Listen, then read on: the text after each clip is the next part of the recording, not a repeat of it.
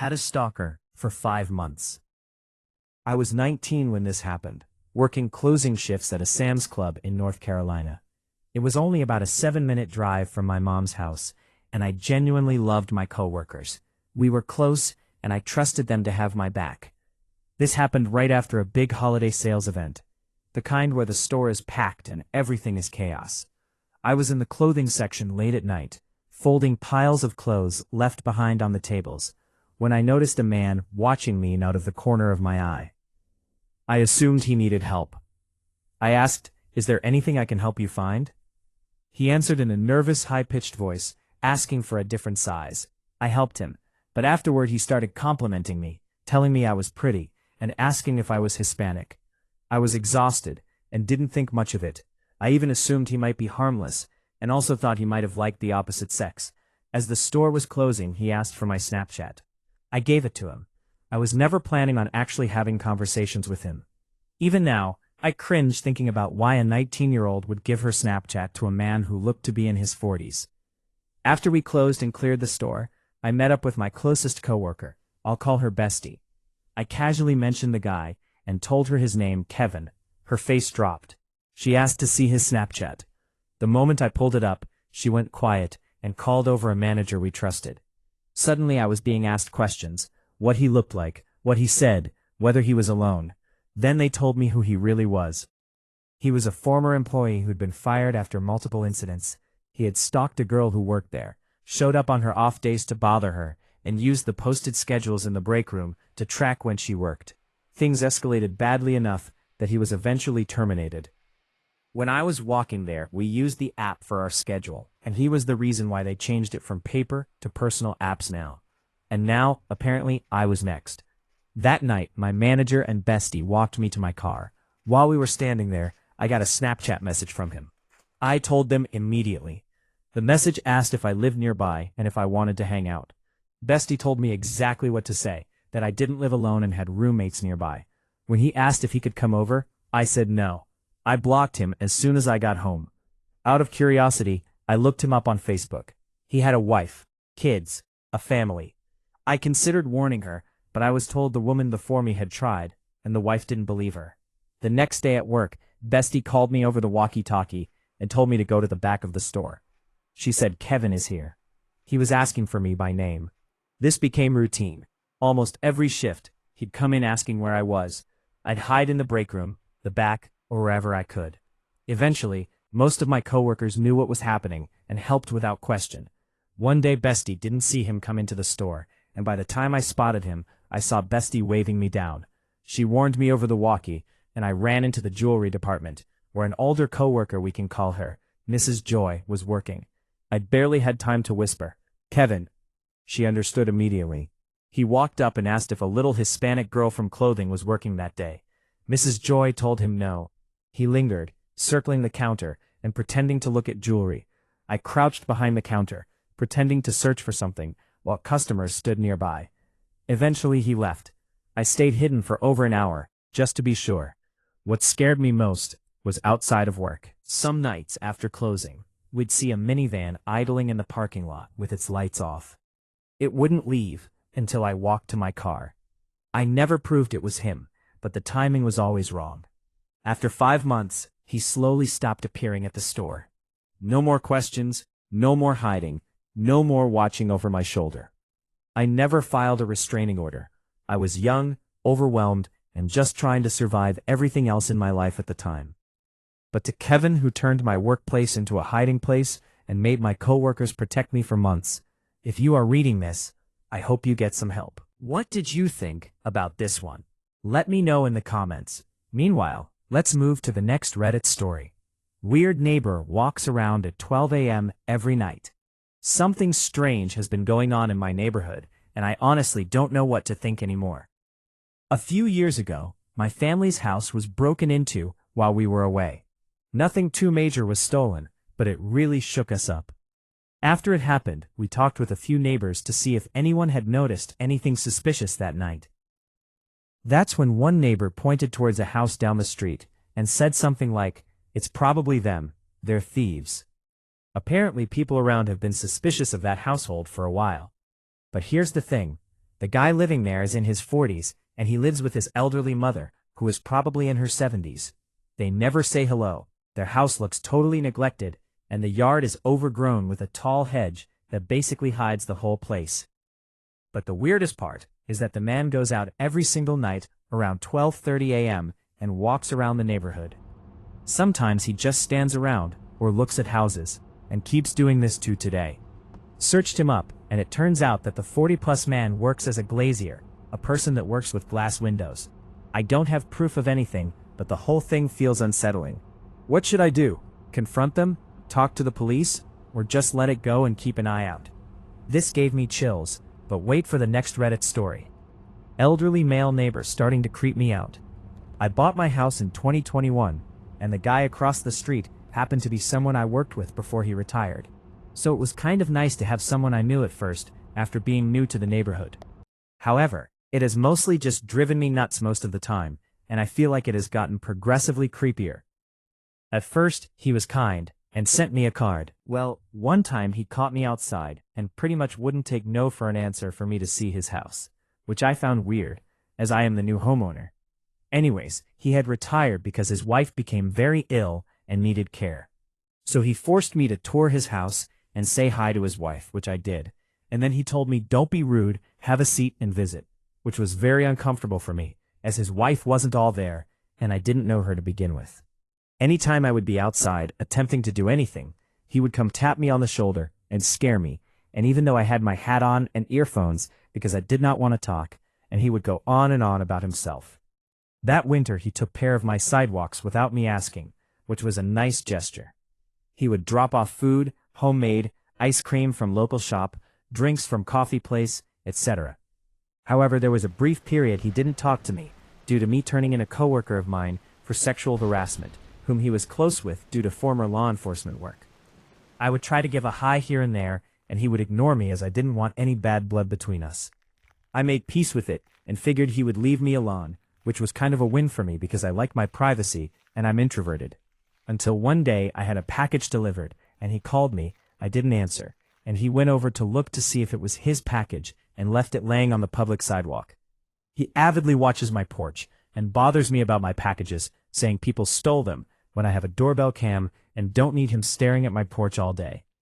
I've been working on finally getting the outside of my house a facelift for when I eventually sell, and he runs over and bothers me and yaps on and on.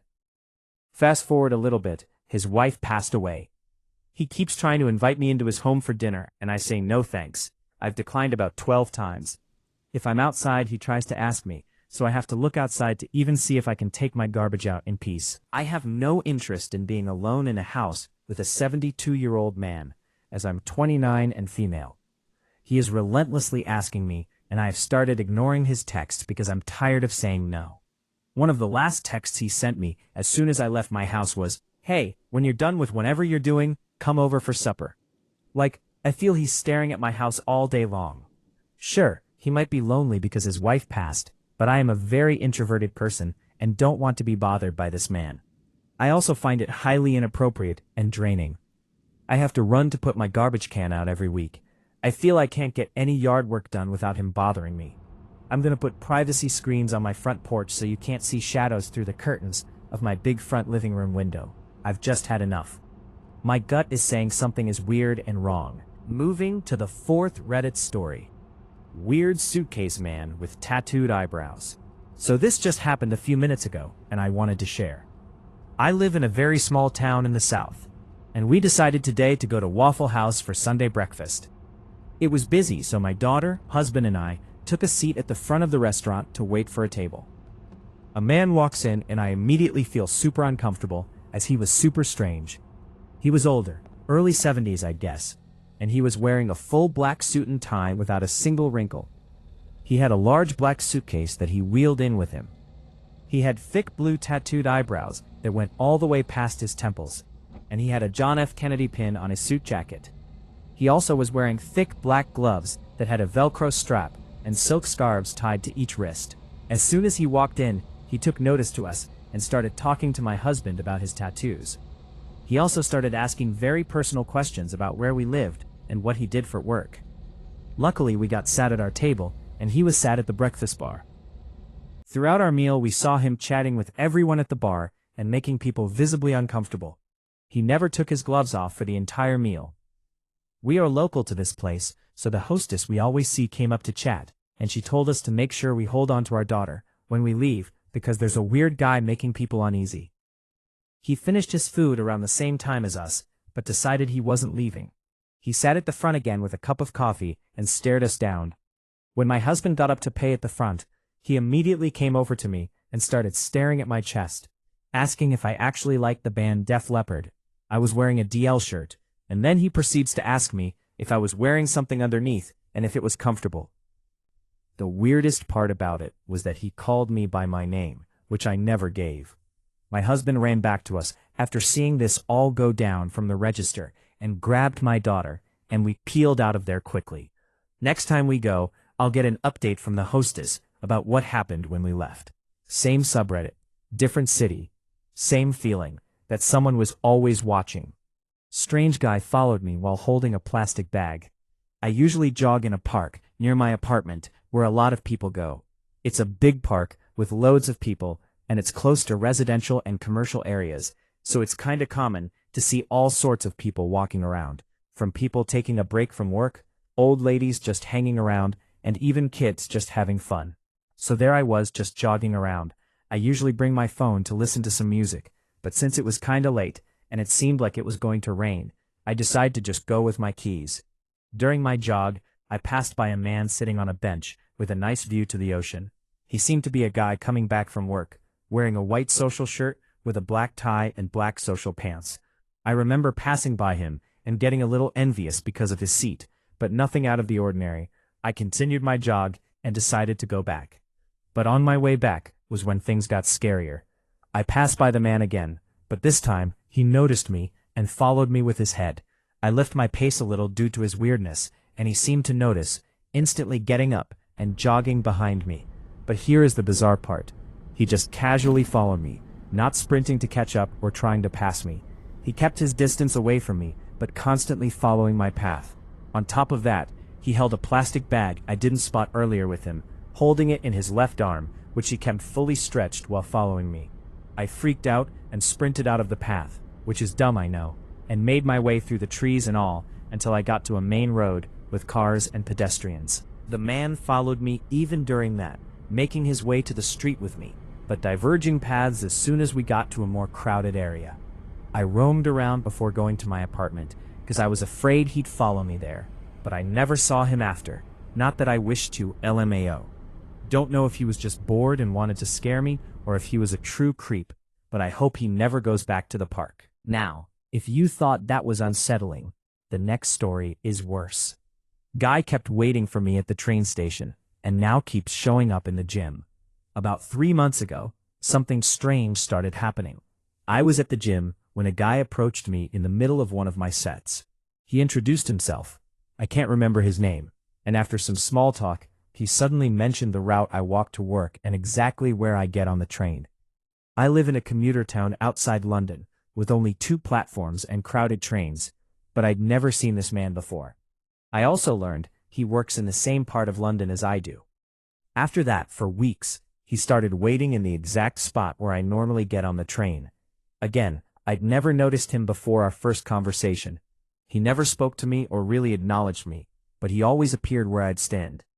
I only commute into the office 3 times a week, so I hoped it would stop on its own. A few weeks later, I left my house at my usual time for work, and saw him walking right across the top of my driveway. My street isn't busy at that hour. I'm usually the only one outside, so it definitely stood out. Not long after, my boyfriend visited and came to the gym with me, and we saw the same guy again. We hoped it was obvious that I have a boyfriend. Eventually, the man stopped appearing at the station, and I even changed my commute time. I haven't seen him there since. I thought it was over, but a few weeks ago, he started showing up at the gym about 15 to 20 minutes after I arrive. I've been going to this gym consistently for around 2 years and recognize the regulars. He was never one of them until recently. I usually go at the same time because of my schedule, but on weekends, I shift my gym time by an hour or 2, and he still manages to show up. The only time he doesn't appear is when I work from home and go during my lunch break. Now I'm not sure whether I'm still being stalked or if it's all a coincidence. But since I have to walk home from work at night now, it's making me anxious. Same subreddit, different feeling. 20 minutes from the border. I don't think I was supposed to be there. This happened during the summer of 2025 in El Centro, California, a quiet border town in the Imperial Valley, about 2 hours from San Diego and 20 minutes from Mexico. From the outside, it's just another agricultural hub surrounded by desert and sky. Normal houses, construction sites, a few local shops. Nothing about it seems unsafe. I'd been traveling through the Southwest, looking for a place to settle, and found a long-term short-stay rental online. It was affordable, pet-friendly, and seemed perfect. My route was planned out so my family could track my stops, and each host knew when to expect me. The first place I stayed was in Brawley, about 15 minutes north of El Centro. The host was friendly and respectful. Nothing about them felt off. The unit was clean and quiet, though at night a small encampment would appear around the corner and disappear by morning. One evening around 7 p.m., when the heat finally dropped below 100 degrees, I took my dog for a walk. A man in a car slowed down beside me, keeping pace for a few seconds without saying a word. Then he drove off. When I reached the corner store not long after, another man on a bike stopped and said, "I haven't seen you here before." I told him I was visiting. He just stared for a second, then rode away. The next day my host messaged me saying the other property they owned, the one I originally wanted but had been booked, was now available in El Centro. I agreed to move. What I didn't realize was that they transferred me without updating the reservation on the platform I'd booked through. My account still showed the Brawley address, not the new one. It didn't feel right, but the host had been kind, so I convinced myself it wasn't a big deal. The new place was a small detached home in a quiet residential area. After a few days, I started noticing the normal patterns of the neighborhood. Who came and went, which cars parked where. And then there was one car that didn't fit. It would pull up across the street early in the morning, sometimes right when I stepped outside with my dog.